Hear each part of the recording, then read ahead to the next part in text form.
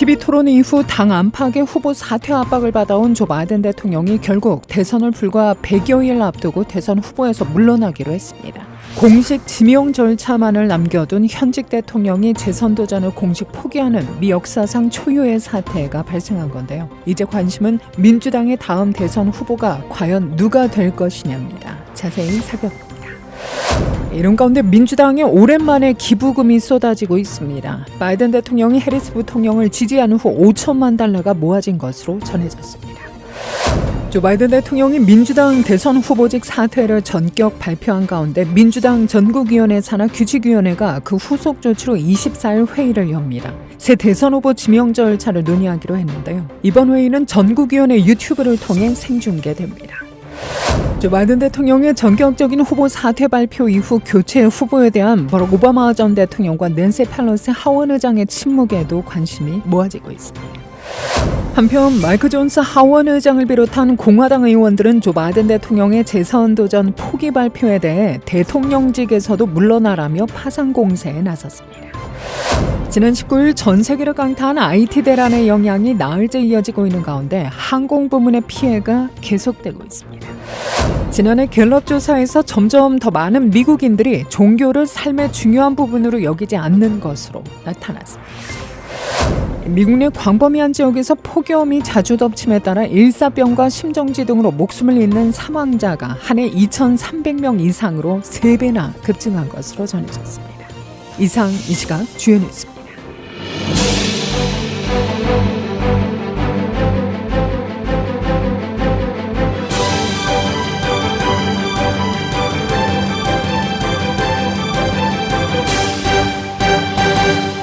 TV 토론 이후 당 안팎의 후보 사퇴 압박을 받아온 조 바이든 대통령이 결국 대선을 불과 100여일 앞두고 대선 후보에서 물러나기로 했습니다. 공식 지명 절차만을 남겨둔 현직 대통령이 재선 도전을 공식 포기하는 미 역사상 초유의 사태가 발생한 건데요. 그동안 대선 완주 의지를 천명했던 바이든 대통령. 코로나19에 확진돼 델라웨어주 사저에서 격리 중이죠. 휴일 오후 자신의 SNS에 돌연 입장문을 올린 겁니다. 대선 후보에서 물러나 남은 임기 동안 대통령으로서 의무를 다하는 데 집중하는 것이 당과 국가의 최선의 이익이라고 믿는다고 적었는데요. 그러면서 카멀라 해리스 부통령을 새 민주당 대선 후보로 지지한다고 밝혔습니다. 이에 민주당 주요 인사들은 환영의 뜻을 밝혔는데요. 특히 오바마 전 대통령은 바이든 대통령을 최고의 애국자라고 치켜세우며 사퇴 결정을 지지했습니다. 이제 관심은 민주당의 다음 대선 후보가 과연 누가 될 것이냐입니다. 해리스 부통령이 대안으로 급부상하고 있죠. 지난주 전체 여론조사 결과 도널드 트럼프 전 대통령의 지지율은 48%, 카멀라 해리스 부통령의 지지율이 46.3%로 나타났습니다. 특히 경합주로 분류되는 조지아와 플로리다, 위스콘신과 펜실베니아주에서도 6에서 7% 안팎의 지지율 격차를 나타내고 있는데요. 민주당도 발빠르게 해리스를 중심으로 결집하고 있지만 잠룡들인 주지사들과 미셸 오바마의 이름이 오르내리고 있습니다. 공개의 지목을 받은 만큼 바이든 대체 1순위로 해리스 부통령이 현재로서는 유력해 보입니다. 정책을 승계할 수 있다는 점, 또 대선 캠프 자금 사용이 상대적으로 용이하다는 점이 장점이죠. 캠프 슬로건이 바뀔 만큼 일단 해리스를 중심으로 당이 결집하는 분위기입니다. 그러나 오바마 전 대통령은 후임에 대해 침묵을 지키고 있는데요. 낸시 펠로시 전 하원 의장은 불리한 판세를 뒤집기 위해 경선이라는 이벤트가 필요하다는 입장입니다. 이럴 경우 출사 표절 유력, 잠룡으로는 게빈 뉴섬 캘리포니아 주지사와 피트 부티지지 교통부 장관이 거론되고 있습니다. 꾸준히 등판 가능성이 제기되고 있는 미셸 오바마도 후보군 중 하나입니다. 또한 2022년 재선에 성공한 미시간 주지사 그레천 휘트만과 또 남부에 떠오르는 별 켄터키 주지사 앤디 버샤도 거론되고 있는데요. 이외에 2024년 대선 캠페인 초반부터 바이든의 대변인으로 활동하며 트럼프의 극우 정책, 수사법, 또 형사적 유죄 판결 등을 끊임없이 비판해온 제비 프리스커 일리노이 주지사도 후보군 중에 하나여서 눈길을 끕니다. 무소속 로버트 케네디 주니어도 해리스를 공격하며 공정한 경선 관리를 주문하기도 했는데요. 이런 가운데 민주당에 오랜만에 기부금이 쏟아지고 있습니다. 바이든 대통령이 해리스 부통령을 지지한 후 5천만 달러가 모아진 것으로 전해지고 있는데요. 뉴욕타임스도 바이든 대통령이 재선 도전 포기를 선언하면서 민주당원들이 온라인에서 놀라운 속도로 기부에 나서고 있다고 보도합니다. 사태 전엔 시간당 20만 달러에 못 미쳤던 기부금이 사태 이후에는 시간당 750만 달러로 급등했다고 분석했습니다. 불리하던 분위기를 반전시키자는 열망이 반영된 것으로 보입니다. 그럼 바이든 대통령의 공개 지지를 받은 해리스 부통령의 반응을 살펴볼까요? 그는 당 대선 후보가 돼 공화당 후보인 도널드 트럼프 전 대통령을 상대로 승리하겠다고 밝힙니다. 해리스 부통령은 이후 미 하원 흑인 의원 모임 및 히스패닉 의원 모임, 또 하원 내 우군 및 상원 의원 등과 접촉하며 지지를 호소했다고 AP통신 등은 보도합니다. 바이든 대통령 대선 캠프도 캠프 명칭을 해리스를 대통령으로 이름을 변경했으며 또 민주당 전국위도 해리스 부통령의 대선 출마를 반영해 관련 서류를 변경했는데요. 이렇듯 바이든은 해리스를 콕 찍었지만 바이든 몫인 대의원들까지 사실 해리스를 지지할 의무는 없습니다. 민주당 내에서는 해리스 부통령으로는 트럼프를 이길 수 없다는 의견도 만만치 않죠. 부통령으로 존재감이 부족했던 해리스에게 경쟁력이 있는지 모르겠다며 의구심을 나타낸 의원들도 여럿입니다. 특히 바이든 사태에 결정적인 역할을 한 낸시 펠로시 전 하원 의장도 바이든 사퇴를 반기면서도 해리스에 대한 지지 입장은 내지 않았죠. 이에 따라 바이든의 지지 표명에도 불구하고 해리스가 후보직을 승계하는 게 맞는지 아니면 경선을 치러 후보를 다시 선출해야 할지 논쟁이 불붙을 것으로 보입니다.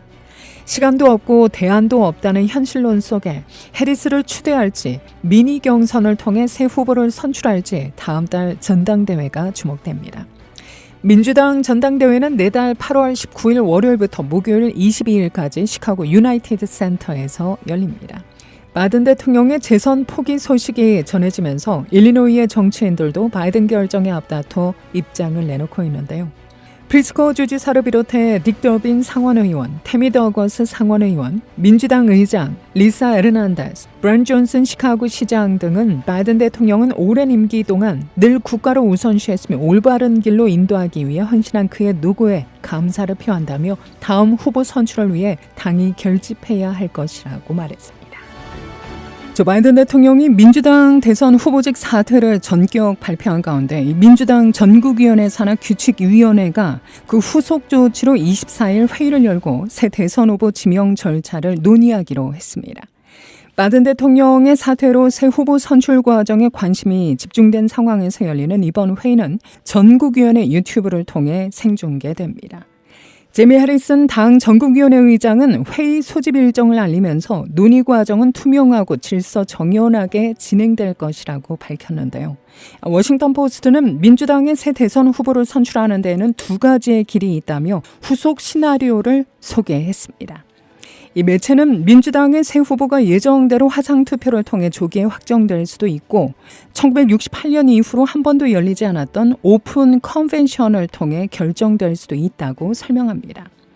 당초 민주당은 내달 19일 전당대회를 개최하기에 앞서 이달 초 대의원이 참여하는 화상투표를 통해 바이든 대통령을 대선 후보로 조기에 확정짓겠다는 계획이었죠. 하지만 이날 바이든 대통령의 사퇴로 후보 선출 일정과 절차에도 변화가 생길 가능성이 커진 겁니다. 전국위 규칙위원회는 향후 논의에서 예정된 화상투표를 유지할 수도 있고 연기하거나 취소할 수도 있는데요. 워싱턴 포스트는 화상투표가 강행되고 여기에서 대의원 과반 지지를 얻은 후보가 나온다면 민주당의 대선 후보로 결정되겠지만 과반 지지가 나오지 않거나 또 화상투표가 취소된다면 대선 후보는 시카고에서 열릴 전당대회에서 현장 투표로 결정될 것이라고 설명합니다. 후보가 결정되지 않을 경우 전당대회는 경선 후보자들이 공식적으로 경쟁에 참여해 한 표로 호소하게 되는 오픈 컨벤션으로 치러집니다. 오픈 컨벤션은 1968년 이후에 개최된 적이 없죠. 당시 경선이 치열하게 전개되면서 폭력 사태까지 난무하자 민주당은 후보 선출 방식을 개편한 바 있는데요. 경선 명배에 오르기 위해서는 최소 300명의 대의원 서명이 필요하기 때문에 해리스 부통령에 도전할 후보는 조만간 경쟁을 선언하고 나설 것이라는 관측도 나옵니다. 오픈 컨벤션 1차 투표에서 대의원 투표의 과반을 얻은 후보가 나온다면 선출 과정이 종료되지만 그렇지 않을 경우 2차 투표가 이어집니다. 2차 투표에서부터 민주당 전국위원회 멤버나 또 상하원 의원, 주지사, 전직 정 부통령 등 당 수뇌부 등 700명이 넘는 슈퍼 대의원이 투표권을 행사할 수 있습니다.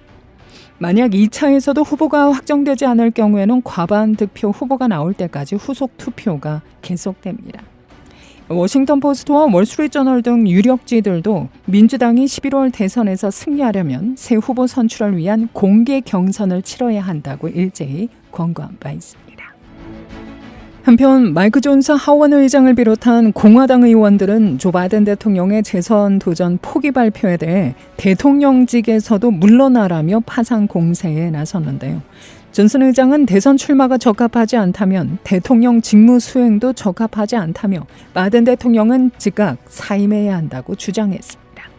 스탠 데이스 상원 의원도 국가안보를 위해 바이든 대통령의 사임을 공식 촉구한다고 말했고, 마이클 브라운, 릭 스콧 하원 의원 등 여러 의원들도 대통령 사임을 요구했는데요. 리처드 허드슨 전국 공화당 의회위원장은 바이든 대통령이 정신적으로 선거운동에 부적합하다며 핵무기 코드 관리에도 부적합하다라고 주장했습니다. 스티브 스칼리스 공화당 하원 원내대표는 민주당이 예비선거에 참여한 1,400만 명의 투표를 쓰레기통에 넣었다고 비난하기도 했는데요. 한편 민주당 대선 후보로 카밀라 해리스 부통령이 거론되는 것과 관련해 트럼프 전 대통령은 CNN과의 전화통화에서 해리스 부통령이 바이든보다 더 쉬운 상대일 것으로 생각한다고 말했습니다. 지난 19일 전 세계를 강타한 IT 대란의 영향이 나흘째 이어지는 가운데 항공 부문 피해가 계속되고 있는데요. 항공편 추적 사이트 플라이트어웨어에 따르면 21일 어제 오후 5시까지 전 세계적으로 2만 1,000편의 항공기 운항이 지연되고 2,000여 편이 취소됐습니다. 이는 각각 4만 6천 편과 3만 5천 편이 지연되고 5천 편과 2,800편이 결항됐던 지난 19일과 20일보다는 줄어든 수치입니다.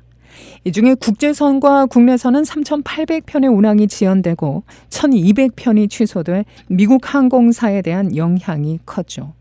전문가들은 이번 IT 대란에 따른 복구 작업이 진행 중인 가운데 완전 복구까지는 많게는 몇 주가 걸릴 수 있을 것으로 전망합니다. 또 피해 규모도 적어도 10억 달러 이상이 될 것으로 보입니다. 이번 사태는 사이버 보안 업체 크라우드 스트라이크가 보안 소프트웨어를 업데이트하는 과정에서 MS의 윈도우 운영 체제와 충돌을 일으키면서 발생했습니다. 지난해 갤럽 조사에서 점점 더 많은 미국인들이 종교를 삶의 중요한 부분으로 여기지 않는 것으로 나타났습니다.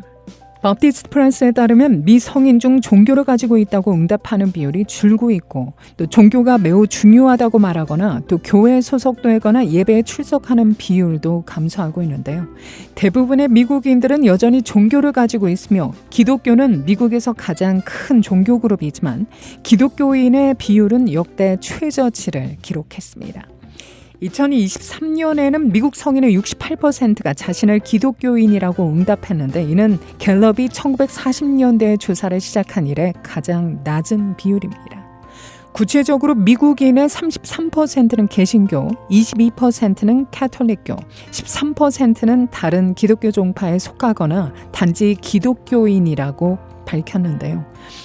무종교인들의 급격한 증가는 멈춘 것으로 보이지만 여전히 미국인 5명 중에 1명 이상에 해당합니다. 또 다른 7%는 유대교, 이슬람교, 불교를 포함한 기독교가 아닌 종교를 믿는다고 밝혔습니다. 미국 내 기독교인의 감소는 지난 20년 동안 지속돼 왔죠. 2003년에는 미국인의 83%가 자신을 기독교인이라고 답했으며, 이는 1993년과 거의 동일하고 1983년보다는 약간 감소했습니다. 갤럽 조사에서 기독교인의 비율이 최고치를 기록한 해는 1956년으로 무려 96%에 달했습니다. 미국의 저명한 기독교 지도자들을 배출한 텍사스주 댈러스 제1침례교회에서 큰 화재가 발생해 지붕을 비롯한 건물 일부가 붕괴됐으나 다행히 인명피해는 없었습니다. 크리스천 포스트는 지난 19일 저녁 산 하신토 스트리트에 위치한 제1침례교회에서 4등급 대형 화재가 발생했다며 NBC를 인용해 보도했는데요. 이에 따르면 소방대 및 구조대원들은 이날 오후 6시에 화재 신고를 받고 출동했으며 오후 6시 20분 두 번째 경보가 울렸습니다. 소방대원들은 토요일 오전까지 현장에 남아 있었다고 하죠. 정확한 화재 원인은 밝혀지지 않았으며 현재도 계속 조사 중입니다. 댈러스 소방구조대에 따르면 교회의 부속 예배당이 화재 피해로 일부 붕괴됐습니다. 노스캐롤라이나주의 최소 1,003개의 교회가 주 전역의 봉사 프로젝트인 서브 NC에서 함께 참여하기로 서약했습니다. 크리스천 포스트에 따르면 서브 NC 프로젝트는 8월 3일부터 10일까지 교인들이 지역사회 봉사활동에 참여하는 행사로 대부분 노스캐롤라이나주 침례교대회에 소속된 교회들이 지원했는데요. 서브 NC 프로젝트는 식료품 저장과 무료 벼룩 시장에서부터 휠체어 경사로 설치, 또 신학기 물품 배급까지 다양합니다. 각 프로젝트는 지역사회의 특정 필요에 맞게 조정됐으며 교회들은 현재 실시간으로 온라인의 새로운 활동들을 보고하고 있습니다.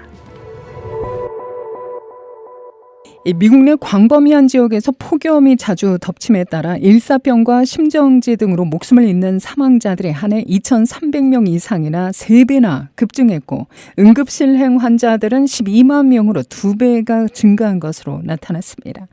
미국의 폭염은 올해에도 더욱 기승을 부리고 있어 인명피해가 더 늘어날 것으로 우려되고 있죠.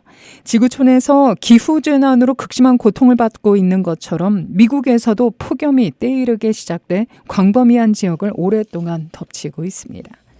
화씨 100도를 넘는 폭염이 빈발하는 지역을 중심으로 열사병과 심장마비 등으로 응급실로 실려가거나 끝내 목숨을 잃는 불행한 사태가 확산되고 있는데요.